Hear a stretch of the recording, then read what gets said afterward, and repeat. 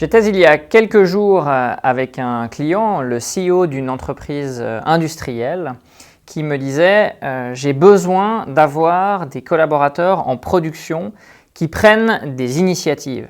Je veux aplatir mon entreprise, je veux qu'on soit plus agile, donc j'ai besoin de faire redescendre la responsabilité plus bas. Je martèle ce message depuis plusieurs mois et rien ne se passe. J'ai zéro prise d'initiative au niveau de mes collaborateurs. Comment est-ce que je peux faire pour l'obtenir? Cet exemple m'amène à la troisième condition cadre nécessaire à la conduite du changement, la sécurité. Je ne parle ici ni de sécurité de l'emploi, ni de sécurité au sens santé-sécurité sur le lieu de travail.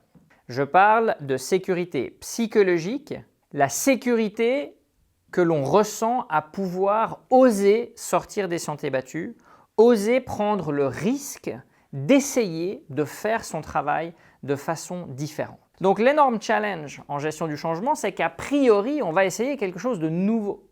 Mais ce quelque chose de nouveau fait peur, surtout si on veut quelque chose d'agile où finalement l'input de l'initiative se fait plus bas dans l'entreprise. Comment faire pour faire en sorte que des gens qui n'osent pas reprendre de l'initiative le fassent? Malheureusement aujourd'hui, peu de gens osent naturellement, notamment dans les entreprises qui ont beaucoup travaillé sur la qualité, sur les processus.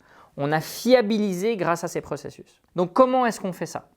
J'ai emprunté la technique de Bill Gore, de Gore & Associates, l'entreprise qui fabrique les Gore-Tex, entreprise extrêmement innovante. Et Bill Gore faisait une chose assez simple, il passait serrer la main de ses collaborateurs le matin en production en leur demandant « mais qu'est-ce que vous avez fait comme erreur la semaine passée ?» La plupart des gens répondent spontanément « ah, moi, j'ai fait aucune erreur ». Et il leur répondait « bah écoutez, on n'a pas de chance, ça veut dire que vous n'avez pas essayé quelque chose de nouveau, vous n'avez pas pris de risque et donc on ne va pas progresser. » Par contre, si dès qu'il y a le moindre problème, les collaborateurs se font taper sur les doigts, vous imaginez bien qu'on va avoir exactement l'effet qu'on ne veut pas en termes de gestion du changement, c'est 2 pieds sur le frein, je n'essaye plus quelque chose de nouveau.